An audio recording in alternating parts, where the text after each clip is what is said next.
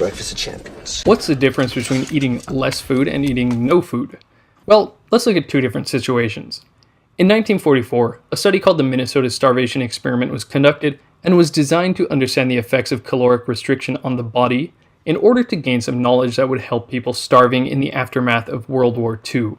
36 healthy men with an average height of 178 centimeters, about 5'10", and an average weight of 69.3 kilograms or 153 pounds were selected.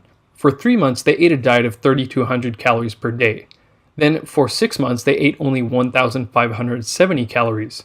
However, caloric intake was adjusted to attempt to have the men lose 1.1 kilograms per week, meaning some men got less than 1,000 calories per day. The foods given were high in carbohydrates, things like potatoes, turnips, bread, and macaroni. Meat and dairy products were rarely given. During the 6 months, the men experienced profound physical and psychological changes. Everyone complained that they were too cold. One subject talked about having to wear a sweater in July on a sunny day. The subject's body temperatures dropped to an average of 95.8 degrees Fahrenheit. Physical endurance dropped by half, and strength showed a 21% decrease. The men experienced a complete lack of interest in everything except for food, which they were obsessed with. They were plagued with constant and intense hunger. There were several cases of neurotic behavior like hoarding cookbooks and utensils. 2 participants had to be cut from the experiment because they admitted to stealing and eating several raw turnips, and taking scraps of food from garbage cans. At first, the participants were allowed to chew gum, until some of the men began chewing up to 40 packages a day. Now, compare all this to the case of Angus Barbieri, a Scottish man who in 1965 fasted for over 380 days straight. That is, he took in no food whatsoever, nothing but water, black coffee, and straight tea for just over a year. He lost 276 pounds, going from 456 pounds to 180. A case report published by the Dundee University Department of Medicine in 1973 said, "The patient remained symptom-free, felt well, and walked about normally." And prolonged fasting in this patient had no ill effects. There were no complaints of mind-numbing hunger, and he kept the weight off. For several years, his weight stayed around 196 pounds. This, of course, is not a perfect comparison. With the case of Angus, there's only one subject, and his starting weight was drastically higher compared to those in the Minnesota experiment. However, it does illustrate some very interesting points about just how different of a physiological response you can get from fasting, that is, eating nothing, compared to eating less, or caloric restriction. Dr. Jason Fung, a Toronto physician specializing in kidney disease and author of the Obesity Code, says that compared to fasting, caloric reduction will result in less weight loss, more lean mass loss, i.e. more muscle loss, and more hunger. Let's start by talking about hunger. In Upton Sinclair's 1911 book, The Fasting Cure, he writes about fasting as a means to improve health. In describing his first couple attempts at fasting, he writes, "I was very hungry for the first day, the unwholesome, ravening sort of hunger that all dyspeptics know. I had a little hunger the second morning, and thereafter, to my great astonishment, no hunger whatever, no more interest in food than if I had ever known the taste of it." Sinclair recommends to do quite long fasts, around 12 days or so. In a section addressing concerns about fasting, he writes, "Several people have asked me if it would not be better for them to eat very lightly instead of fasting, or to content themselves with fasts of 2 or 3 days at frequent intervals.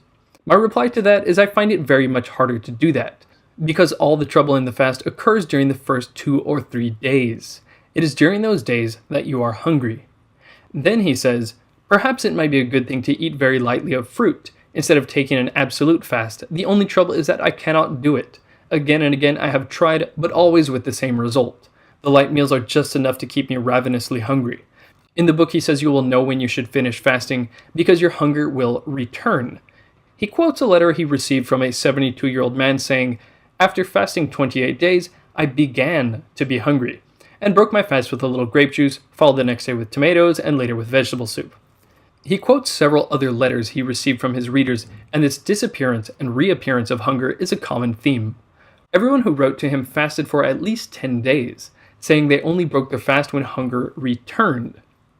This phenomenon runs contrary to the idea that one would get hungrier and hungrier as long as they don't eat. However, most people have experienced for themselves that this is not the case. Some will find that they are not hungry at all in the morning, or at least they are not as hungry as they are for lunch or dinner. But unless you are eating in your sleep, the morning is when you have gone the longest without food. Some of this can be explained by the hormone ghrelin. Ghrelin, known as the hunger hormone, has been found to increase appetite and weight gain. A study at the Medical University of Vienna looked at patients participating in a 33-hour fast. Their ghrelin levels were checked every 20 minutes. Here's how the levels changed over time. What's interesting is ghrelin is lowest at 9 a.m., which is when they have gone the longest without eating. And ghrelin comes in waves, and overall doesn't rise during the period the subjects were fasting. Then, as you can see, ghrelin rises in sync with normal lunch and dinner times, as if the body had learned to expect food at that time. However, that ghrelin rise spontaneously decreases after 2 hours without food. I've experienced this kind of spontaneous decrease in hunger myself many times when I was working as a consultant. Lunchtime would come and I would be hungry, but I was too busy to eat, so I just kept working. Pretty quickly, I forgot about eating and wasn't particularly hungry until dinner time. This is very helpful to keep in mind if you are doing a long fast or even if you're starting intermittent fasting. You're going to get annoying waves of hunger, especially around the times you usually eat. But it won't get worse. The hunger will simply go away if you are patient. Another study concerning ghrelin was done at Aarhus University Hospital in Denmark, and it shows what happens if you do a longer fast. They looked at the ghrelin levels of 33 subjects who fasted for 84 hours. So, did they get increasingly hungrier throughout the fasting period? Well, no. Their ghrelin followed similar rhythms each day, but it actually decreased the longer they fasted. Going longer without food actually made them less hungry. This gives credence to what Upton Sinclair and his readers said about hunger disappearing after the first 3 days of fasting. I've done a couple 5 and 6 day fasts in the past myself, and this indeed was the case. Actually, I did a 4-day fast last week, and again, the 4th day was when I had the least hunger. Another thing that may be contributing to this phenomenon is that you are entering ketosis. Ketosis is a physiological state where your metabolism switches to using primarily fat for energy. For this reason, ketosis is popular as a weight loss method, but it has many other benefits, including better physical and mental efficiency. Ketosis occurs when you restrict carbohydrates down to 50 grams or less, and you don't eat too much protein. Everyone's body is a bit different, so you might have to eat even less carbohydrate or may have room for more.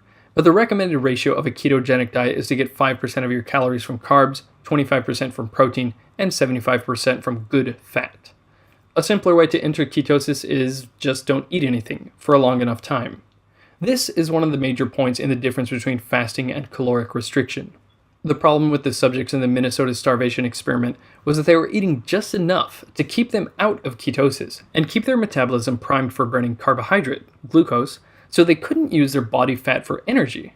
This explains a lot of things, like why they were losing their strength and why they were very sluggish and cold. It also clears up why Upton Sinclair said fruit or light meals were just enough to keep him ravenously hungry and far weaker than if he had just eaten nothing. As I explained in my last video, insulin is necessary for glucose to get into the cell to be used for energy.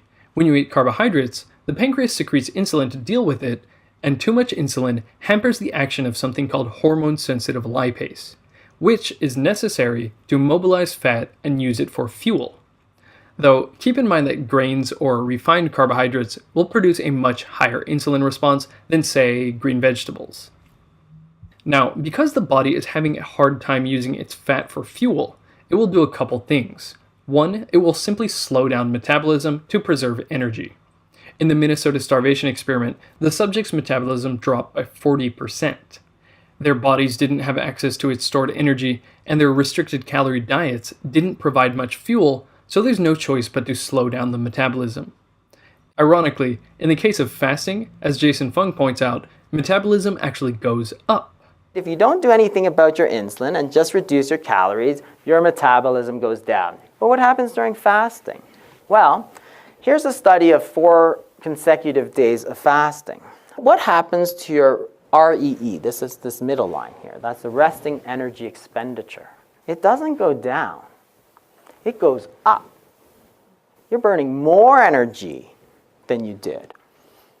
The other thing that the body will do when it can't use fat for fuel is break down muscle into glucose through a process called gluconeogenesis.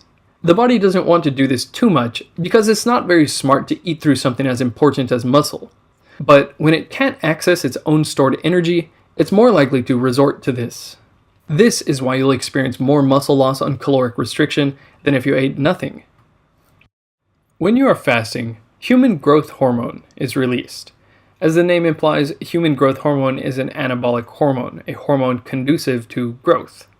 In Leninger's Principles of Biochemistry textbook, they give the example of how injecting the human growth hormone gene into a mouse makes it unusually large. As explained in Guyton's textbook of medical physiology, growth hormone also mobilizes large quantities of free fatty acids from the adipose tissue, and these in turn are used to supply most of the energy for the body cells, thus acting as a potent protein sparer. That is, human growth hormone is protecting your muscles from breaking down. The study I referred to earlier about subjects undergoing an 84-hour fast shows that growth hormone rises significantly after the second day of fasting. As mentioned earlier, you should enter ketosis sometime within the first 3 days or so of fasting, and it depends on how much you are moving around and what your diet was like before starting the fast. The state of ketosis is a great indicator that your body is making good use of its stored body fat for energy. In Tim Ferriss's book Tools of Titans, Tim talks about his first clinically supervised 7-day fast. For some sort of liability reasons, he wasn't allowed to exercise or leave the facility. Considering exercise is a potent stimulator of human growth hormone and will deplete glucose stores, not getting any exercise is a great way to prevent yourself from getting into ketosis during a fast. It's also a great way to lose muscle. Tim says he lost 12 pounds of muscle during the overly restrictive clinically supervised 7-day fast. But when following a protocol designed to get him into ketosis as soon as possible, involving things like 4 hours of brisk walking, he did a 10-day fast and apparently lost 0 muscle mass. One last factor in ketosis preserving muscle is leucine. When you're in ketosis, you have a higher fasting blood leucine level. And leucine is a key branched chain amino acid that has an anabolic effect on the body, so it preserves lean body mass. A lot of people interested in building muscle may be worried that fasting or a ketogenic diet wouldn't work for them because insulin and therefore carbohydrates are necessary for protein synthesis, i.e. muscle growth. But actually, this leucine fills that role and is a good trigger for protein synthesis. So, just to sum all this up, compared to a conventional calorie-restricted diet, fasting means you lose more weight in the form of fat, you keep more muscle, you have more energy, and you are less hungry. If proper weight loss is your goal, it might be better to eat nothing at all, rather than eating a conventional low-calorie diet.